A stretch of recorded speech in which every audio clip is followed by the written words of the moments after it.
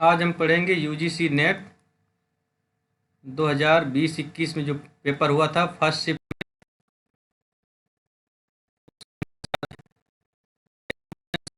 इससे पहले हम एक लेक्चर ले चुके हैं इसका। पहला क्वेश्चन है, आचार्य रामचंद्र शुक्ल के अनुसार इंशाअल्लाह खां ने अपनी भाषा को किस प्रकार के शब्दों से मुक्त रखने की प्रतिज्ञा नहीं की थी। तो किसकी नहीं की थी? तत्सम शब्दों की नहीं की थी। बाहर की बोली की किया था, गंवारी के किया था, भाखापन का किया था। अच्छा, अगला क्वेश्चन है कि तो पर वारो उर्वशी सुन राधिके सुजान, तू मोहन के उर्वशी होए उर्वशी समान। इस दोहे में सखी राधा से क्या कह रही है? तो क्या कह रही? राधा के रूप की तारीफ करके उसका मान छुड़ाना चाहती है। क्वेश्चन नंबर अगला है, क्या क्या निम्नलिखित में से क्या क्या केशवदास के बारे में सही है? तो वे राजा इंद्रजीत के दरबारी कवि थे, सही है। इनकी कविताओं में अलंकार का प्रयोग बहुत कम हुआ है, ये गलत है। इन्होंने केवल चौपाई छंदों में लिखा है, ये भी गलत है, केवल चौपाई में नहीं लिखा है। इनकी रचना वीर सिंह देवचरित है, ये भी सही है। तो क्या सही है? पहला और चौथा। इनकी रचना और कौन कौन सी है? रसिक प्रिया, कवि प्रिया, छंदमाला, वीर सिंह देवचरित, रामचंद्रिका, रतन बावनी और विज्ञान गीता। जन्म काल के अनुसार कवियों का सही क्रम बताना है। गया प्रसाद शुक्ल स्नेही का जन्म कब हुआ है बताना है। श्रीधर पाठक का कब हुआ है? और दो लोग और, रामनरेश त्रिपाठी और हरिप्रसाद उपाध्याय। सबसे पहले श्रीधर पाठक का जन्म है 1858 में, हरिऔध का जन्म 1865 में, गया प्रसाद शुक्ल से स्नेही जन्म 1883 में और 1889 में रामनरेश त्रिपाठी का। आगे बताना सरदार पूर्ण सिंह के निबंध कौन कौन से हैं? तो कौन कौन से हैं? कन्यादान और सच्ची वीरता। इनके अन्य निबंध हैं पवित्रता, आचरण की सभ्यता, मजदूरी और प्रेम, अमेरिका का मस्त कवि वाल्ट हिल्टमैन। ये सभी सरस्वती पत्रिका में छपे थे। इन्होंने कुल 6 निबंध लिखे थे। परीक्षा प्रताप नारायण मिश्र का निबंध है। अगला क्वेश्चन, अमीर खुसरो के बारे में कौन सा कथन तथ्य सही है? तो इनका जन्म पटियाला में हुआ, गलत। इनका जन्म पटियाली में हुआ था, इसलिए ये गलत है। अगला, ये निजामुद्दीन औलिया के शिष्य थे, ये सही है। ये ईरान और भारत के फारसी में लिखने वालों के चोटी में कवियों फारसी में लिखने वालों के चोटी की कवियों में से थे, ये भी सही है।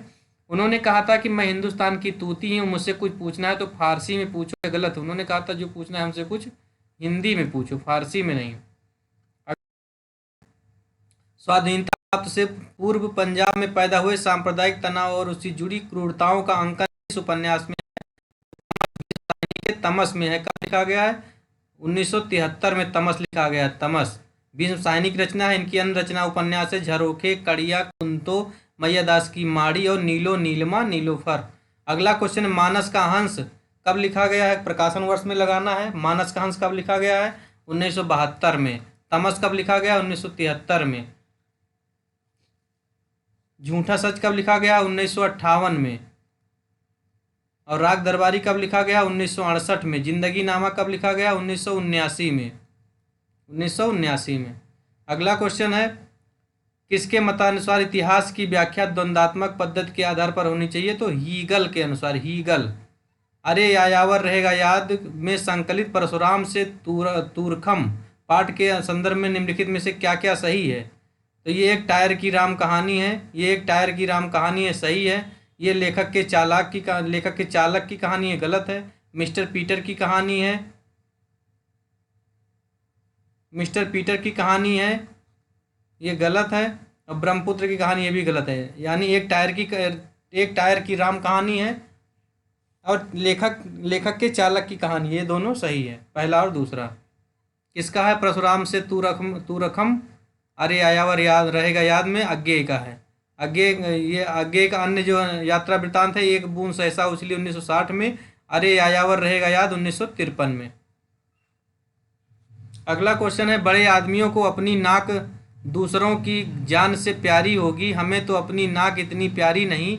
ये गोदान के किस पात्र की भावाभिव्यक्ति है? तो किसकी है ये? धनिया की। क्या कहा था इसने? बड़े आदमियों को अपनी नाक दूसरों की जान से प्यारी होगी, हमें तो अपनी नाक इतनी प्यारी नहीं है। ये गोदान उपन्यास के पात्र धनिया की आविर्भावा व्यक्ति है।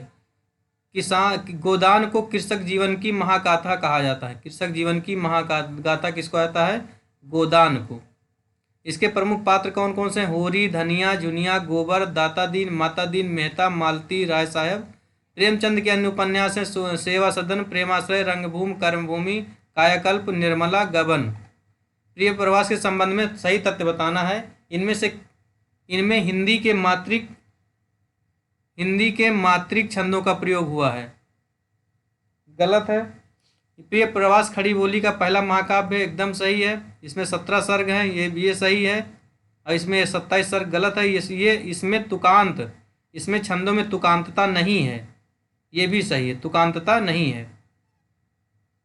तो प्रिय प्रवास जो है इसमें 17 सर्ग हैं, हरिऔध की रचना है, महाकाव्य है, खड़ी बोली हिंदी का पहला महाकाव्य।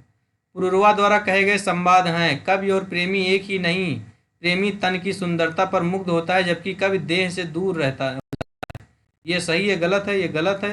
दूसरा, मैं तुम्हारे हाथ का लीला कमल हूँ, ये सही है। कुसुम और कामिनी दोनों सुंदर होते हैं परंतु फूल अधिक सुंदर होते हैं, ये गलत है। प्रेम केवल जलन नहीं है,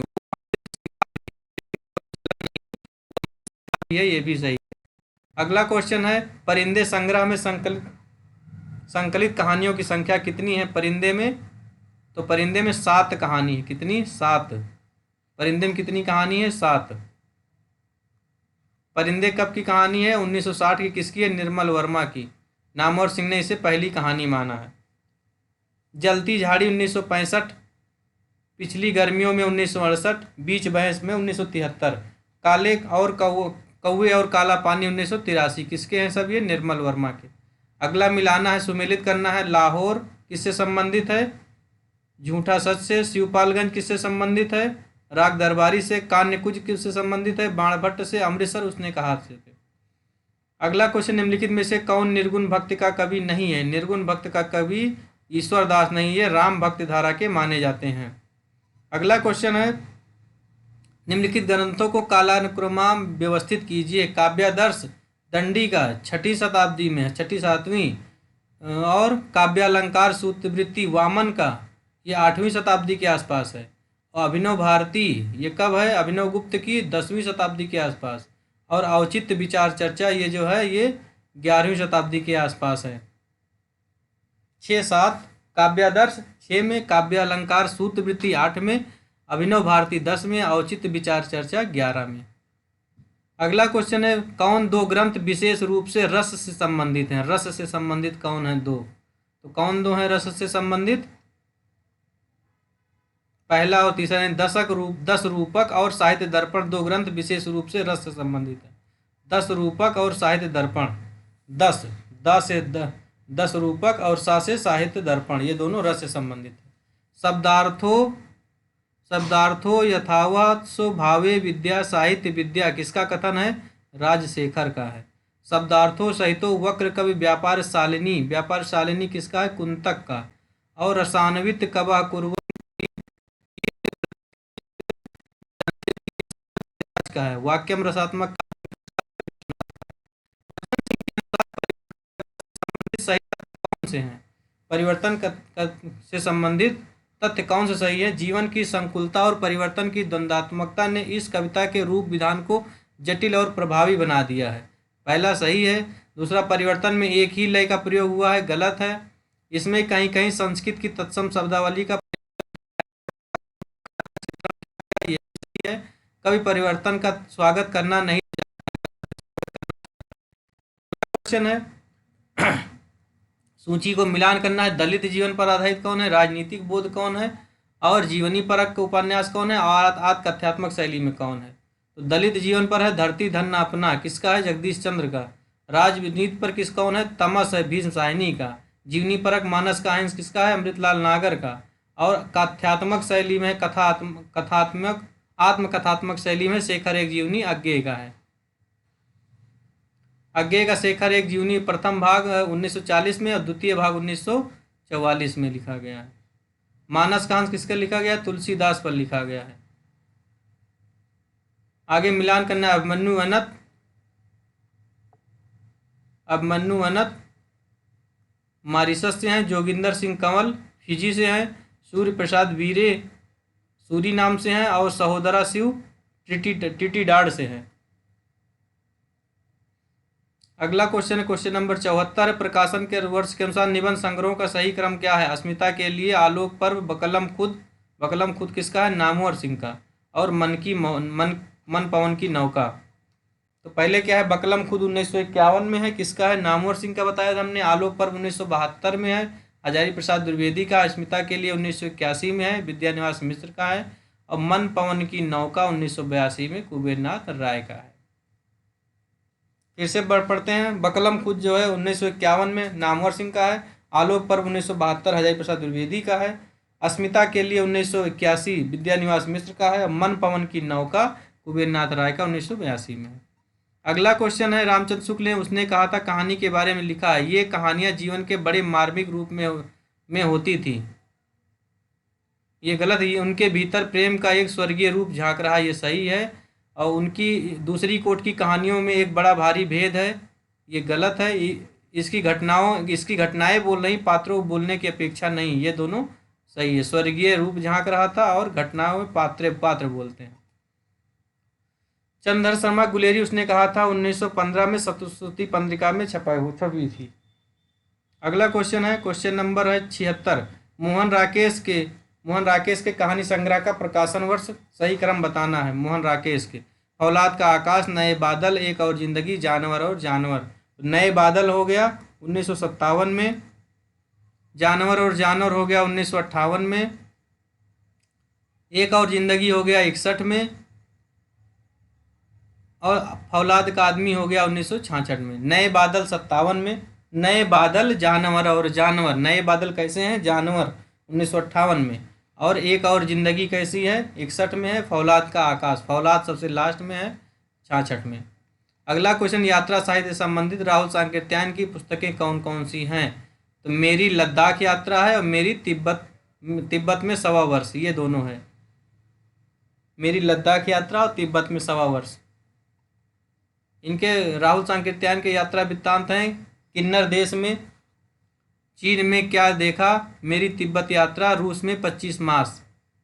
मेरी जीवन यात्रा राहुल सांकृत्यायन की आत्मकथा है। मेरी जीवन यात्रा राहुल सांकृत्यायन की आत्मकथा है। विस्मृत यात्री इनका उपन्यास है, जो एक बौद्ध भिक्षु नरेंद्र यश के जीवन पर आधारित सत्य घटना है। विस्मृत यात्री क्या है? उपन्यास है। मेरी जीवन यात्रा क्या है? यात्रा वृत्तांत है। रूस में 25 दिन यात्रा वृत्तांत है। चीन में क्या देखा? यात्रा वृत्तांत है। किन्नर देश में यात्रा वृत्तांत है। और मेरी जीवन यात्रा क्या है? आत्मकथा है। अगला एक नई कहानी आंदोलन के कहानीकार हैं, तो कौन कौन से हैं? निर्मल वर्मा और राजेंद्र यादव नई कहानी के आंदोलन करता है। नई कहानी के कौन है? मोकरा, राजेंद्र यादव, मोहन राकेश और कमलेश्वर। राजेंद्र यादव, मोहन राकेश और कमलेश्वर, और निर्मल वर्मा भी साथ में है। मोकरा नी मोकरा या मोकरा नी। कहानी के 1900 नई कहानी 1960 में है मोकरा 1960 में। कहानी नई कहानी 1956 में है मोकरा, जिसमें मोहन राकेश, कमलेश्वर, राजेंद्र यादव और निर्मल वर्मा। और सचेतन कहानी के 1960 में गंगा प्रसाद विमल। कहानी सचेतन कहानी 1964 में महीप सिंह है। सहज कहानी 1968 में अमृत राय बहुत सहज है 1968 में। समानांतर कौन चलते हैं? कमलेश्वर 1972 में। सक्रिय कहानी कौन है? राकेश वत्स 1979 में। तो गंगा प्रसाद विमल कहानी, राजेंद्र यादव, मोहन राकेश, कमलेश्वर और निर्मल वर्मा 1956 में। नई कहानी सचेतन कहानी अमृत राय 1964 में महीप सिंह, 1968 में सहज कहानी अमृत राय का, कमलेश्वर 1972 समानांतर कहानी, और राकेश वत्स 1979 सक्रिय कहानी। अगला है क्वेश्चन नंबर राम की शक्ति पूजा से संबंधित कथन कौन से हैं? रावण में अनगिनत समर का इतना विराट और उदात्त चित्र अन्यत्र दुर्लभ है, ये सही है। दूसरा, राम की शक्ति पूजा का उल्लेख श्रीमद् भागवत पुराण में है, ये गलत है। इसमें सूक्ष्मता के अनेक स्तरों पर विचरण करने वाली अर्थ योजना अप्रतिम है, ये भी सही है। इसमें राम एक दैवी चरित्र के रूप में प्रस्तुत है, ये भी गलत है। राम की शक्ति पूजा की रचना कब हुई है? 1936 में। किसकी है? निराला की। राम की शक्ति पूजा 1936 में निराला की है। किसका प्रभाव किस पर है? बंगला प्रभाव है कृतवास रामायण का। इस कविता का मुख्य विषय राम रावण युद्ध नहीं बल्कि सीता की मुक्ति। किसमें? राम की शक्ति पूजा में। इसमें राम एक एक दैवीय संविधान है। कई आपात लाए, 8 पहर का न जाए, वर्णन किया गया की अतिशयता। किसकी रचना है? ये कबीर दास की है। कै बहिरे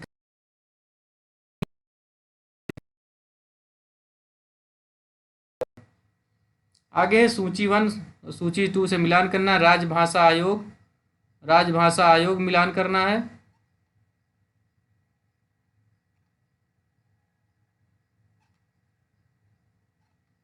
क्वेश्चन नंबर 81 के बाद 92 आ गया। अरे ये थोड़ा सा मिस्टेक हो गया क्या? हाँ, ये थोड़ा सा मिस्टेक हो गया। क्वेश्चन नंबर 81 के बाद ये क्या आ गया? क्वेश्चन नंबर 81 मिलान करना है। राजभाषा आयोग,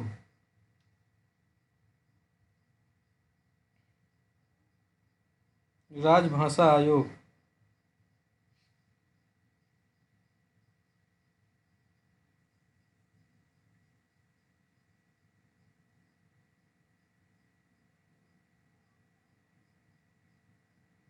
राजभाषा आयोग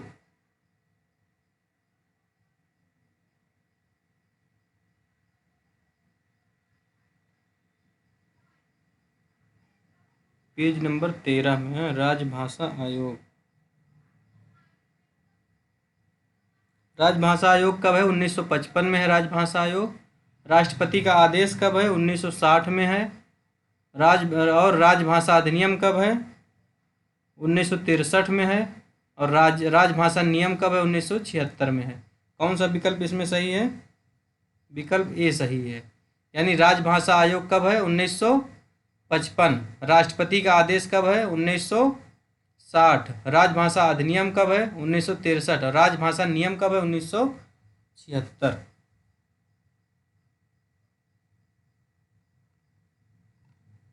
आगे ये तो 65 का क्वेश्चन है, इसको पढ़ने की कोई ज़रूरत नहीं है विशेष। इसको तो गद्य से समझेंगे। ठीक है, ये हो गया इस बार। हो गया। Thank you. मिलते हैं अगली क्लास में फिर।